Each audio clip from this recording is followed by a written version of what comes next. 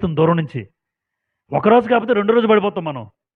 రెండో రోజు బాగానే స్ట్రాంగ్గా మూడో రోజు పడిపోతాం. ఎందుకంటే రోజు పిలుస్తుంది వచ్చి.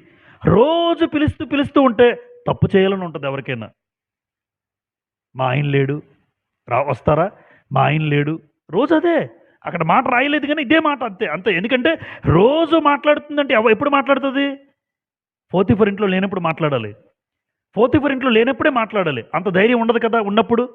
అంటే రోజు వస్తుంది మాట్లాడుతుంది. కానీ ఆమె మాట విన్నవాడు కాడు.